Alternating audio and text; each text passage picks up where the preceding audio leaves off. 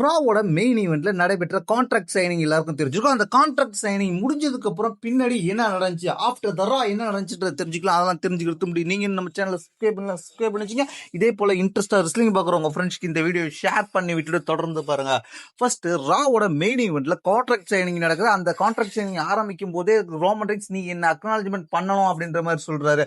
உன்னெல்லாம் அக்னாலஜ்மெண்ட் பண்ண முடியாது, நீ என்ன இங்க கூட்டிட்டு வரல, என்ன கூட்டு வந்தது சோலோசிக்க, எனக்கு உனக்கு சம்பந்தமே இல்லை. நான் 12 வருஷம் கடுமையான போராட்டத்துக்கு பிறகுதான் WWE எனக்கு வாய்ப்பு கிடைச்சிச்சு. ஆனா நீ WWE 12 வருஷமா சுத்திக்கிட்டு இருக்க, அதனால நீ பெரிய ஆள் கிடையாது.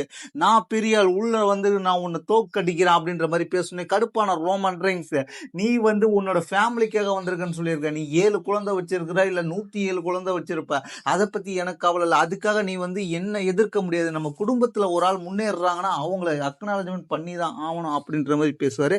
இதை கேட்டு கடுப்பாயிருவாரு. என்ன ஆயிடுவாருன்னு கேட்டீங்கன்னா ஜாக் ஆஃப் ஃபேக்ட், அதுக்கப்புறம் நான் உன்னை பேக்லாஷ்ல தோக்கடிக்கிறேன் அப்படின்ற மாதிரி பேசுவார். இதெல்லாம் கேட்ட ரோமன் ரெயின்ஸ், என்ன தோக்கடிக்கிறியா, வா உன்னை நான் ஏத்துக்கிறேன்னு சொல்லி கான்ட்ராக்ட் சைன் பண்ணிடுவாங்க.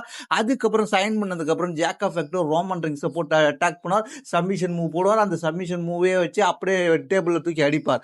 அடிச்சதுக்கு அப்புறம் ரோமன் ரெயின்ஸ் முடியாம திணறுவார். திணறிட்டு அந்த இடத்த விட்டு போயிடுவார். அடிச்சு போட்ட ஜாக் ஆஃப் ஃபேக்ட் அந்த இடத்த விட்டு போயிடுவார். அதுக்கப்புறம் வந்து ரோமன் ரெயின்ஸ் சிங்கிளே கிடப்பார். இதுதான் வந்து ராவ்ல நடந்துச்சு.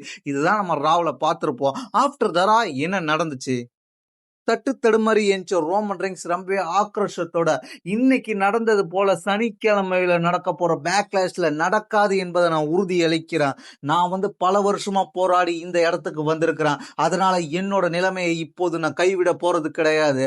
அதனால இந்த சனிக்கிழமை நடக்க போற பேக்லாஷ், அதாவது நம்மளோட டாம்பாவில் நம்மளோட நடக்க போற பேக்லாஷ்ல தான் நம்மளோட ஆதிக்கத்தை பார்க்க போறீங்க. இங்க நம்ம சறுக்கி இருக்கலாம், ஆனா அது நடக்காது கண்டிப்பா. இந்த டாம்பாவில் நடக்க போற பேக்லாஷ்ல என்ன நடக்க போகுது முடிவுலன்னு கேட்டீங்கன்னா, நான் ஜாக் ஆஃப் ஃபேக்ட் துவம்சம் செய்ய போறேன். செஞ்சதுக்கு அப்புறம் ரோமன் ரெயின்ஸ் ரீடைன் சாம்பியன் அப்படின்ற தகவல் தான் உங்களுக்கு இறுதியா ஒலிக்க போகுது. அதனால நீங்க வந்து கவலைப்பட தேவையில்லை. அங்க ஒரே ஒரு ஆளை மட்டும்தான் பார்க்க போறீங்க. அதுதான் head of the table, tribal chief. பயங்கரமான ஒரு எச்சரிக்கை கொடுத்திருக்கார் ரோமன் ரெயின்ஸ்.